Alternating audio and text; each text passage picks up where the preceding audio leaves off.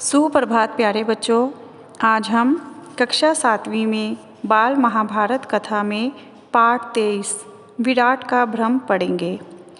तो आपने पिछले पाठ में पढ़ा था कि किस प्रकार से अर्जुन बनी बृहन्नला ने राजकुमार उत्तर की सहायता की थी और वे कौरवों पर विजय प्राप्त करके वापिस मत्स्य देश को लौट आते हैं। तो अब हम पढ़ेंगे पाठ 23। त्रिगत राजा सुशर्मा पर विजय प्राप्त करके राजा विराट नगर में वापस आए तो पूर्ववासियों ने उनका धूमधाम से स्वागत किया। अंतःपुर में राजकुमार उत्तर को न पाकर राजा ने पूछताछ की तो स्त्रियों ने बड़े उत्साह के साथ बताया कि राजकुमार कौरवों से लड़ने गए हैं।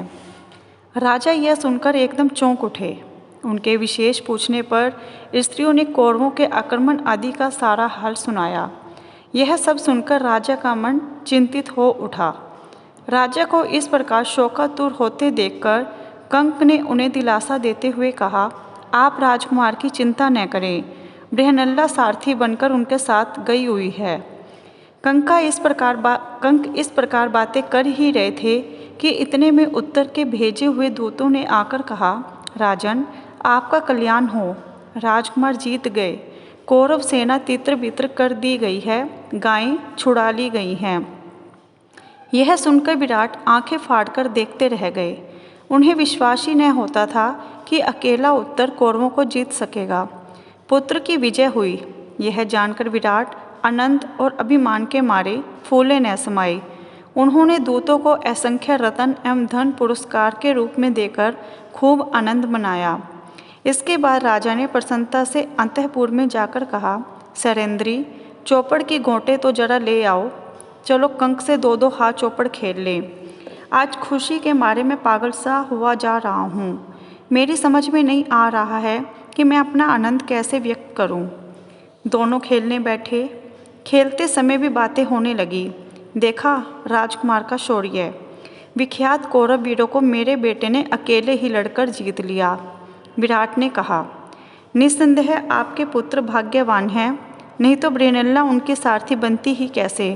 कंक ने कहा। विराट झुंझलाकर बोले, आपने भी क्या यह बृहन्नला की रट लगा रखी है। मैं अपने कुमार की विजय की बात कर रहा हूँ और आप उसके सारथी की बड़ाई करने लगे।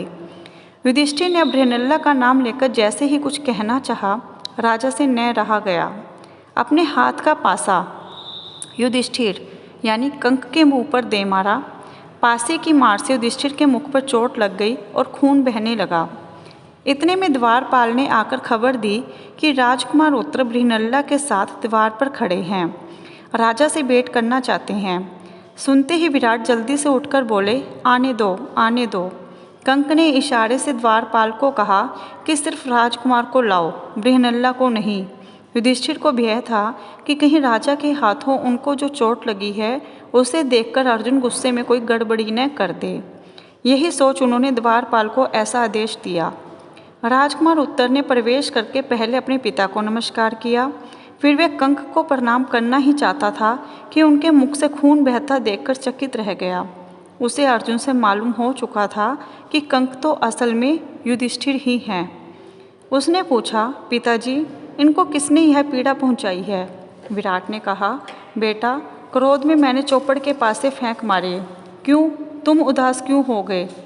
पिताजी की बात सुनकर उत्तर कांप गया। विराट कुछ समझ ही न सके कि बात क्या है। उत्तर ने आग्रह किया तो उन्होंने कंक के पांव पकड़कर क्षमा याचना की। इसके बाद उत्तर को गले लगा लिया और बोले, बेटा, बड़े वीर हो तुम। उत्तर ने कहा, पिताजी, मैंने कोई सेना नहीं हराई, मैं तो लड़ा भी नहीं। बड़ी उत्कंठा के साथ राजा ने पूछा, कौन था वह वीर, कहाँ है वह, बुला लाओ उसे। राजकुमार ने कहा, पिताजी, मेरा विश्वास है कि आज या कल वह अवश्य प्रकट होंगे। थोड़ी देर तक पांडवों ने सोचा कि अब ज़्यादा विवाद करना और अपने को छिपाए रखना ठीक नहीं है। यह सोचकर अर्जुन ने पहले राजा विराट को और बाद में सारी सभा को अपने असली परिचय दे दिया। लोगों के आश्चर्य और आनंद का ठिकाना न रहा। सभा में कोलाहल मच गया। राजा विराट का हृदय कृतज्ञता, आनंद और आश्चर्य से तरंगित हो उठा। विराट ने कुछ सोचने के बाद अर्जुन से आग्रह किया कि आप राजकन्या उत्तरा से ब्याह कर लें। अर्जुन ने कहा, राजन, आपकी कन्या को मैं नाच और गाना सिखाता रहा हूँ। मेरे लिए वह बेटी के समान है।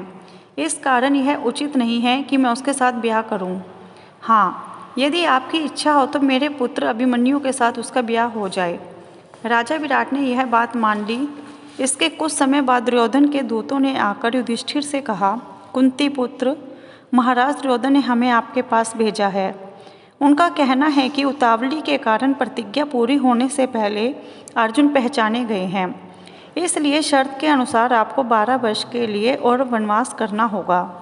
इस पर युधिष्ठिर हंस पड़े और बोले, दूतगण, शीघ्र ही वापस जाकर दुर्योधन को कहो कि वह पितामह भीष्म और जानकारों से पूछकर इस बात का निश्चय करे कि अर्जुन जब प्रकट हुआ था तब प्रतिज्ञा की अवधि पूरी हो चुकी थी या नहीं। मेरा यह दावा है कि 13वां वर्ष पूरा होने के बाद ही अर्जुन ने धनुष की टंकार की थी। तो बच्चों, हमने यह पाठ पढ़ा विराट का भ्रम। इस पाठ में बताया गया है कि जो पांडव थे उनका 1 वर्ष का अज्ञातवास भी पूरा हो जाता है और वो अपना पूरा अज्ञातवास खत्म होने के बाद ही कौरवों के सामने प्रकट होते हैं। तो सभी बच्चे इस पाठ के अभ्यास कार्य पत्रिका को ध्यानपूर्वक करेंगे। धन्यवाद।